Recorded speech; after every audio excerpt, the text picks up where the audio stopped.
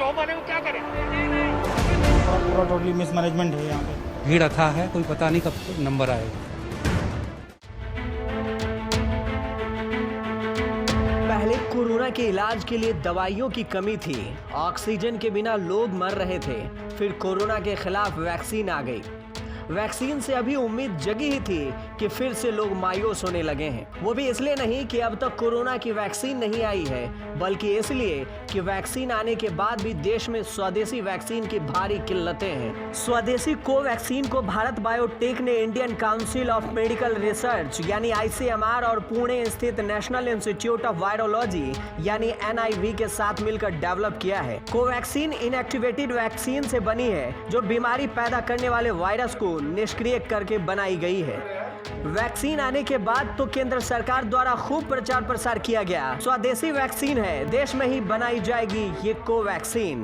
शुरुआत में कोवैक्सीन पर काफी उंगलियां उठाई गई थी, लेकिन अब दुनिया भर के एक्सपर्ट ने अब वैक्सीन की कार्य क्षमता की प्रशंसा भी की है। बताया गया है कि कोवैक्सीन भारत में पाए गए वेरिएंट B1617 को बेअसर करने में कारगर है। कोवैक्सीन और कोविशील्ड दोनों ही वैक्सीन का प्रभाव काफी अच्छा बताया गया। कोवैक्सीन बना रही भारत बायोटेक की इस वैक्सीन का एफिकेसी रेट 78% है। वैक्सीन घातक इन्फेक्शन और मृत्यु दर के जोखिम को 100% तक कम कर सकती है। कोई गंभीर साइड इफेक्ट नहीं। कोवैक्सीन की दूसरी डोज की जरूरत 4 से 6 हफ्ते के बाद होती है। बात तो सही बताई गई, लेकिन जैसे ही कोवैक्सीन को लेकर लोगों में ज्यादा विश्वास जगा, वैसे ही अब स्वदेशी कोवैक्सीन की कमी दिखने लगी है। फिलहाल वैक्सीन के प्रोडक्शन को देखकर केंद्र के सारे दावे फीके नजर आते दिख रहे हैं। तो वहीं राज्यों की केंद्र से इस वक्त एक ही शिकायतें हैं, वो है वैक्सीन की कमी। अब वैक्सीनेशन को जारी रखने के लिए दिल्ली, यूपी, बिहार, महाराष्ट्र, तमिलनाडु समेत कई राज्यों ने ग्लोबल टेंडर निकाल दिया है। केंद्र से बार बार वैक्सीन की मांग कर रहे हैं, तो वहीं स्वदेशी कोवैक्सीन की इतने किल्लतें हैं कि राज्य को वैक्सीन न मिलने के कारण सेंटर बंद करने पड़ रहे हैं।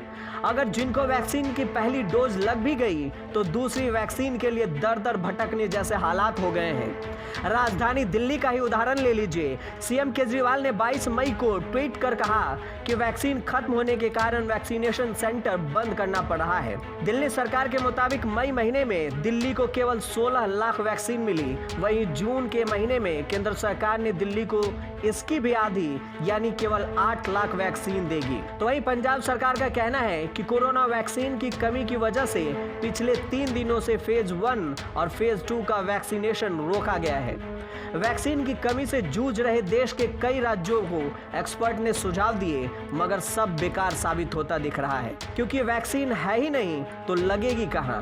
कोरोना वैक्सीन की किल्लत के बारे में कोविशील्ड बना रही सीरम इंस्टीट्यूट ऑफ इंडिया के एग्जीक्यूटिव डायरेक्टर सुरेश यादव ने कहा, केंद्र सरकार ने वैक्सीन के स्टॉक के बारे में जाने बगैर विश्व स्वास्थ्य संगठन यानी WHO की गाइडलाइन पर विचार किए बिना कई अन्य आयु के लोगों को टीकाकरण की अनुमति दे दी। हालांकि वैक्सीन की किल्लत से जूझ रही राज्यों को अब केंद्र ने भरोसा दिया है। केंद्रीय स्वास्थ्य मंत्रालय द्वारा राज्यों, केंद्र शासित प्रदेशों को इस बारे में लिखित में जानकारी दी गई है, जिसमें कोरोना की कोविशील्ड और स्वदेशी कोवैक्सीन की मई और जून से पहले 15 दिन की उपलब्धता के बारे में बताया गया है। इससे राज्य सरकारों, प्राइवेट अस्पतालों को वैक्सीन मिलने में आसानी होगी और आगे की प्लानिंग की जा सकेगी। जानकारी के मुताबिक 1 मई से 15 जून के बीच भारत सरकार द्वारा राज्यों को 5 करोड़ 86 लाख वैक्सीन की डोज मुफ्त में उपलब्ध कराई जाएगी।